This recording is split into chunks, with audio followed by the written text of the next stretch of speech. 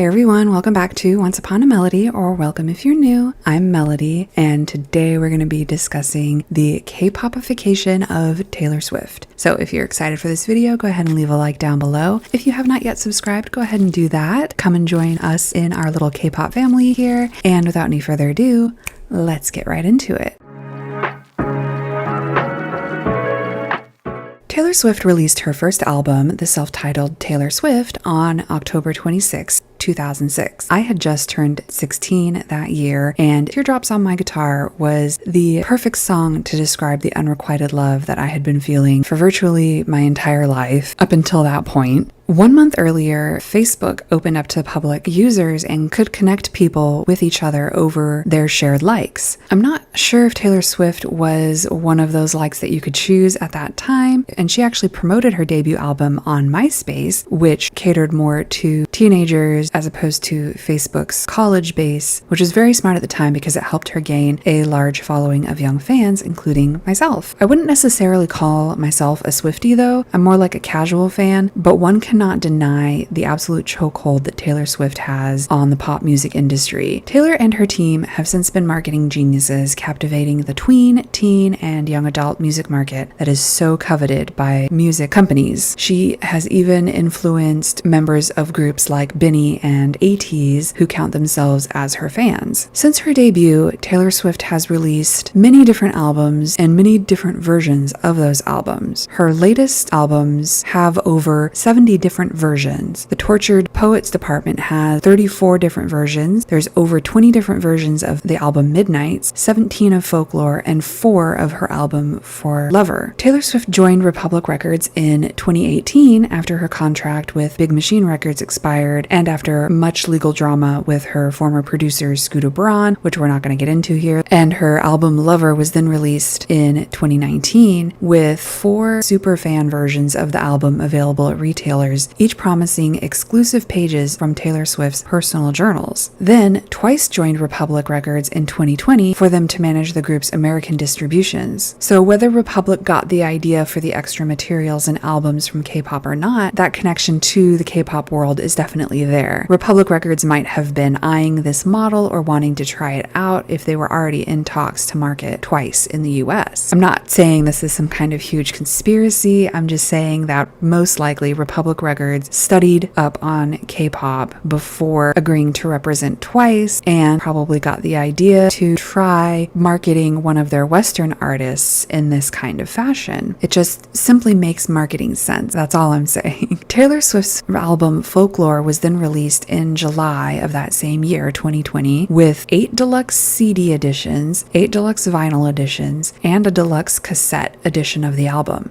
Each deluxe album contains 16 songs plus a bonus song, 1 of 8 unique collectible front covers, 1 of 8 unique collectible back covers, 1 of 8 unique disc photos, and 1 of 8 collectible album lyric booklets. Each version also contained 5 unique photos and artwork. Since I'm not on Taylor Swift's management team, I can't say that her team is purposefully using the K-pop system of album releases to generate more profit, but I wouldn't put it past them. I mean, all companies are in the market of making money. That is what they do. And Taylor Swift has a very large devoted fan base that would collect pretty much anything that she puts out, much like K-pop fans. Again, I'm not saying this is a conspiracy in any way. It just simply makes sense from a marketing perspective. After all, Swifties are known for diving all in into Taylor's lyrics to dissect who or what they are about to the point of obsession, and even beyond K-pop fans to an extent, as most K-pop fans generally give their idols privacy when it comes to their private lives, unless of course they are sasaengs. That's a whole different issue. But Swifties are more known to be like detectives and will find every single small morsel of a clue that Taylor leaves them. In K-pop, when a group releases a new album, aka a comeback, they usually have a concept or backstory of what that album is about. It might connect to previous albums, or it might be a separate story all on its own. Taylor's concept is her life, specifically her love life, which deepens that parasocial relationship connection, ensuring that the fans continue to spend money on her and her albums. Again, K-pop has done this idea of having collectibles for years, since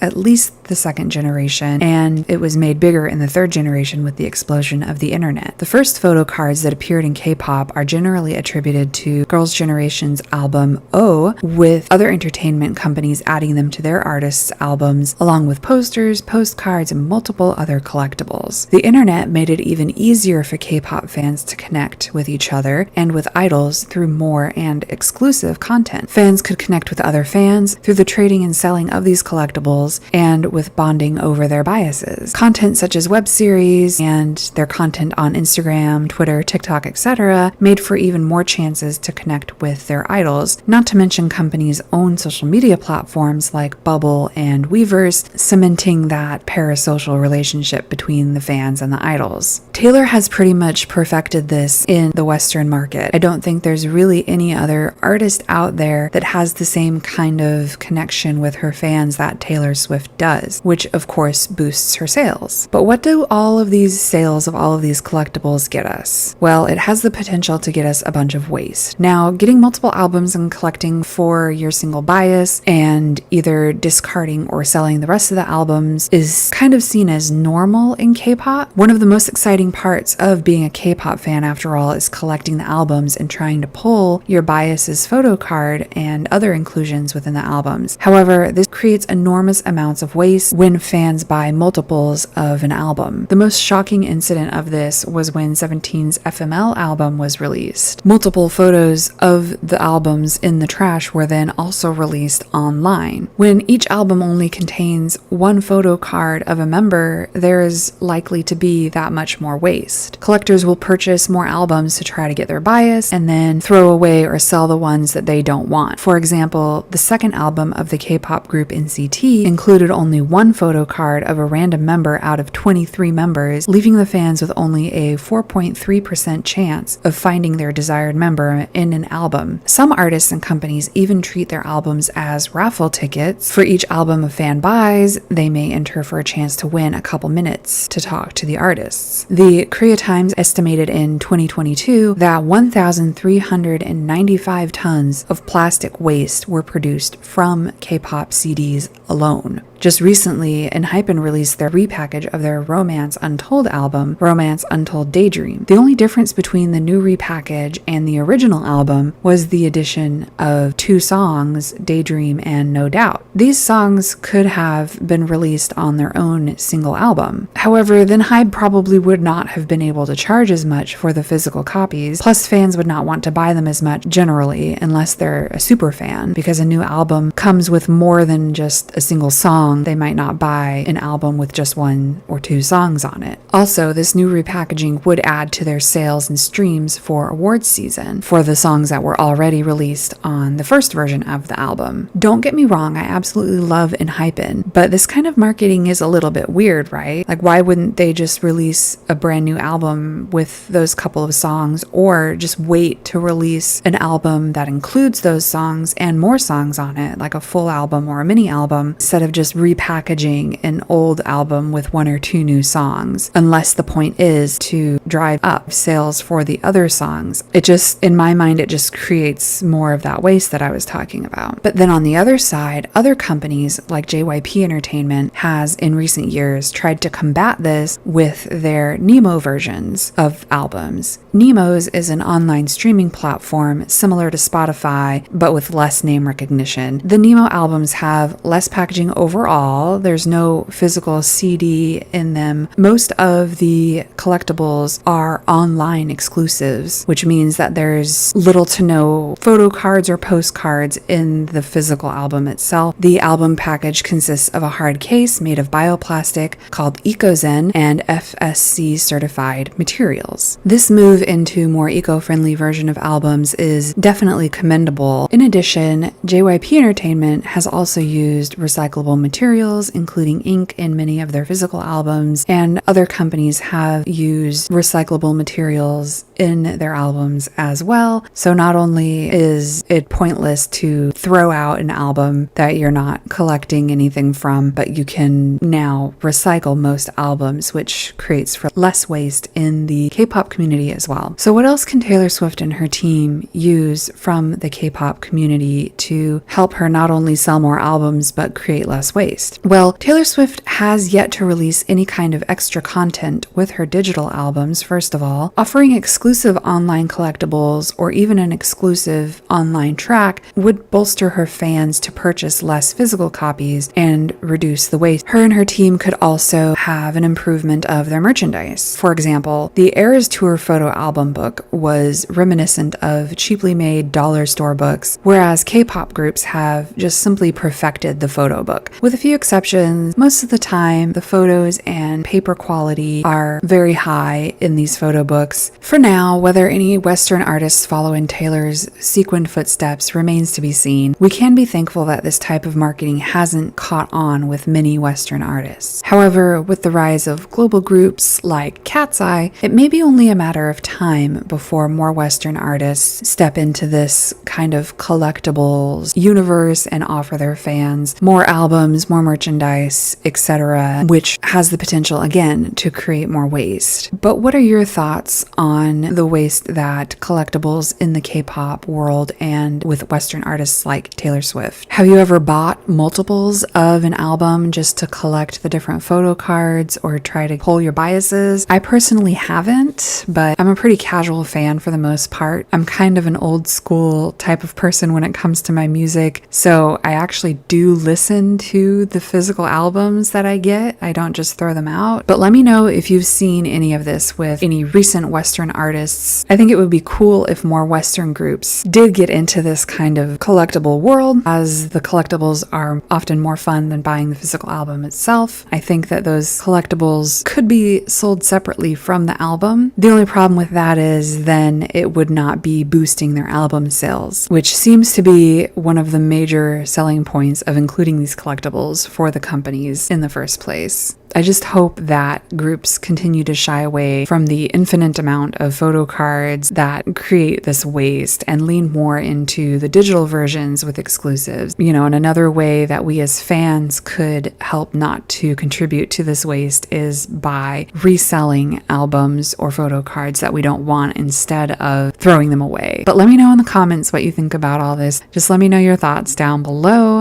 Again, I'm not attacking Taylor Swift in any way, so please don't come at me for that. Again, subscribe if you have not subscribed. Like the video if you liked it, dislike it if you didn't like it, share it with your friends, your enemies, whoever you want to share it with. You can join my memberships if you want to help this channel out monetarily. Just click that join button down below. I'll put a thing on the screen here all about my memberships and how much it costs and what you get and all that. I also have affiliate links down in the description as well that you guys can click on to help me out monetarily if you're able to do that, but no pressure for either of those things. Otherwise, make sure that you drink some water, take your medicine, and eat something today if you haven't done those 3 things yet. And I will see you all in my next video. Bye!